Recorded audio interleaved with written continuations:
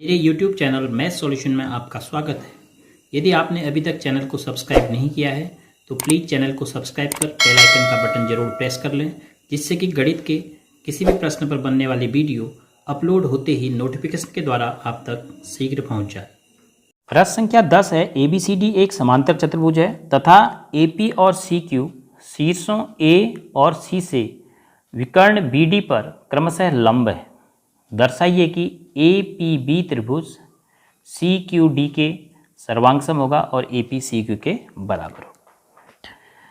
देखो दिया है ABCD जो है एक समांतर चतुर्भुज है, तो जैसे ही ये शब्द आपको मिलता है समांतर चतुर्भुज है तो ABCD के बारे में आपको क्या क्या जानकारी प्राप्त हो जाएगी। सम्मुख भुजाएं समांतर होंगी, सम्मुख भुजाएं बराबर होंगी, सम्मुख कोण बराबर होंगे। तो ये सब जानकारियाँ आपके पास इस शब्द के बाद मिल जा रही हैं। विकर्ण जो है परस्पर समद्विभाजित करेंगे। अब कहा है कि शीर्षों A और C से BD विकर्ण पर एक तो AP लंब है, दूसरा CQ लंब है। तो ये कोण और ये कोण 90 अंश का दिखा दिया है। तो APB जो है, APB और CQD ये दोनों त्रिभुज एक दूसरे के सर्वांगसम। तो देखो किस आधार पर हम कहेंगे APD के बारे में हमें AB भुजा, CQD के बारे में हमें CD भुजा के बारे में जानकारी है।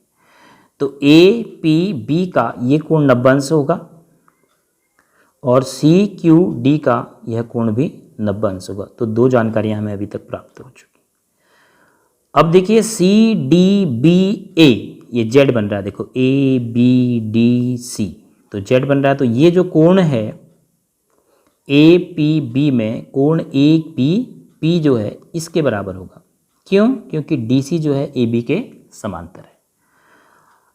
इस त्रिभुज का मतलब DQC और इस त्रिभुज PAB के बारे में हमें दो कोण पता चल चुके हैं बराबर है।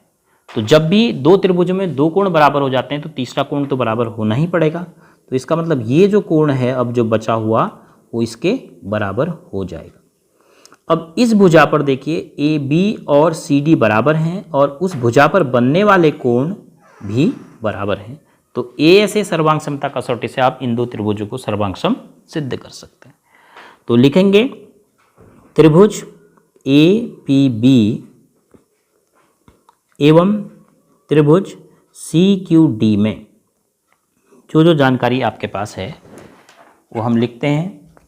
सबसे पहले आपके पास पता है AB जो है किसके बराबर है? CD के बराबर। क्यों बराबर है AB CD के बराबर? क्योंकि AB और CD जो हैं पैरेललोग्राम की सम्मुख भुजाएं हैं। ABCD एक पैरेललोग्राम है, ऐसा भी लिख सकते हैं। अगर आप लिखते हैं पैरेललोग्राम की सम्मुख भुजाएं तो और स्पष्ट हो जाता है कि पैरेललोग्राम की सम्मुख भुजाएं बराबर होती हैं। उसके बाद कोण APB बराबर कोण CQD प्रत्येक 90 अंश का है, प्रत्येक 90 अंश का ऐसा दिया है। इसका कारण क्या है? क्योंकि AP और CQ क्या हैं? लंब हैं। किस पर?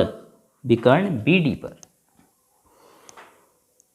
अब कोण ABP बराबर कोण CDQ ऐसा हम क्यों लिख रहे हैं? ये एकांतर आंतरिक कोण है। किन दो रेखाओं के लिए? AB समांतर DC समांतर चतुर्भुज की सम्मुख भुजाएं समांतर हैं, इसलिए आंतरिक एकांतर कोण बराबर बन रहे हैं। अब इसके बाद जो आप कोण लिखेंगे वो लिखेंगे कोण BAP बराबर कोण DCQ। ऐसा क्यों लिखा आपने? त्रिभुज के दो कोण,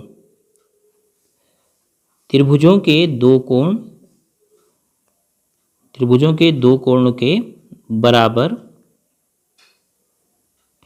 होने पर, पूरा ही लिख देते हैं, तीसरा कोण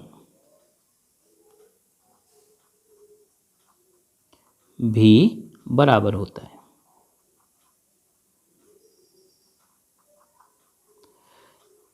दो त्रिभुजों में त्रिभुजों के, इसको आप त्रिभुज न पढ़ के त्रिभुजों के दो कोणों के बराबर होने पर तीसरा कोण भी बराबर होता है, ऐसे पढ़ेंगे। तो अब देखो 1 2 3 कोणों के बारे में हमें पता चल गया और एक भुजा के बारे में, और इन 3 कोणों में से 2 कोण ए बी और सी डी के शीर्षों पर बने हैं। ए के शीर्ष पर ए, सी डी के शीर्ष पर सी, बी के शीर्ष पर बी और सी डी के शीर्ष पर डी बराबर है। तो अतः ऐसे नियम से क्या हो गया, त्रिभुज ए पी बी जो है सर्वांगसम हो गया किस त्रिभुज के, त्रिभुज सी क्यू डी के। किस नियम से, ए एस ए सर्वांग समता नियम से, ए से सर्वांग समता कसौटी।